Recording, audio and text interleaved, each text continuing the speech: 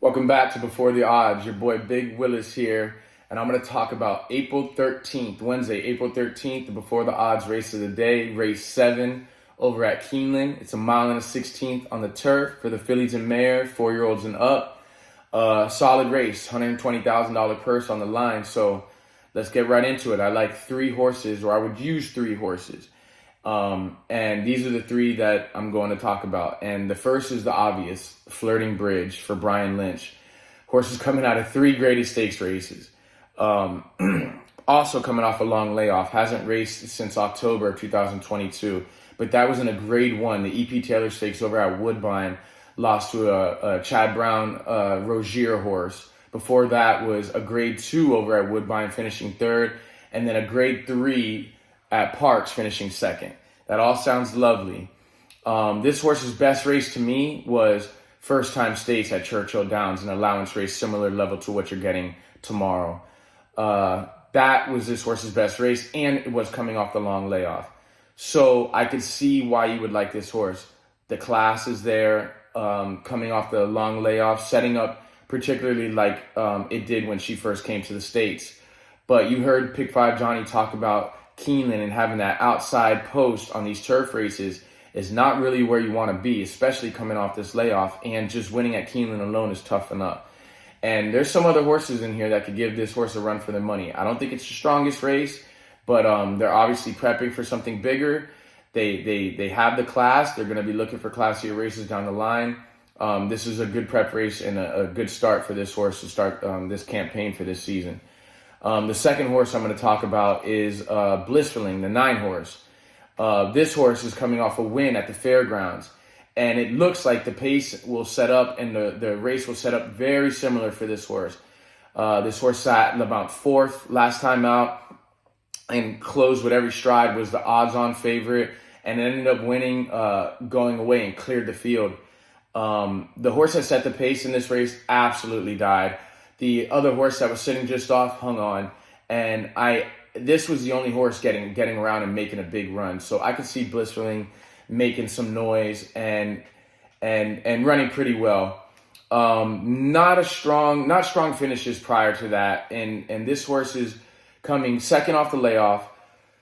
Last before that was in December 2022, 4th, October 22, 8th, 7th, 4th, going all the way back to August of 2021 when this horse broke its maiden at Saratoga. This horse is one of the stronger ones in the field. You're getting decent odds, probably around 5-1, especially with Flirting Bridge in there. I think a lot of money is going to lean towards that classy horse on the outside. I think the race just sets up better for Blissfulling.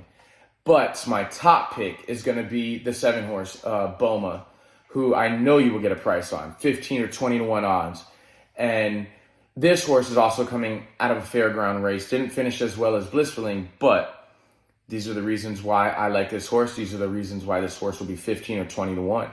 So that op claiming we're finishing in 4th, the horse set the pace, easy fractions, going super slow up front, and just walked on the lead, and no horses were gaining on that horse there. Every horse trying to catch up just couldn't. That horse won soundly, setting easy infractions. There was nothing to run into. I think the pace is going to be a little bit faster today, and I think you're going to see more of the familiar type of running that we did for this horse way back in 2021. In 2021, this horse went out to try to break its maiden, finishing in 2nd at Churchill Downs. Then comes 4 months later and does break her maiden. Churchill Downs, goes way in over her head in a grade 2 and finishes in 9th, goes up to Keeneland, finishing in 2nd, and then hits an allowance race around this level, finishing a nice 2nd. Churchill Downs, finishing in 1st. Then the horse takes a long layoff, about a 4-month, 5-month layoff, and then goes to the synthetic over at Turfway Park. Doesn't run a step. And something clearly went amiss. Something went wrong with this horse. They take a full year off. They go back to the fairgrounds, literally a full year from 2022 March into March 10th at that fairgrounds race. I totally think this is the race that they were setting up for. They wanted to run at Keeneland. Corey Landry is not my favorite jockey. I tend to toss out horses when he's on them.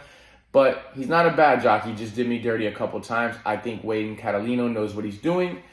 And Catalano knows what he's doing. And that's going to be my top pick. But those are my top 3 picks in Flirting Bridge, Blissful, and Boma. Top pick being Boma. 20-1 or 15-1 odds.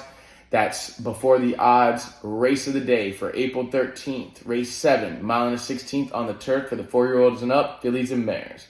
Thank you guys. Like and subscribe before the odds.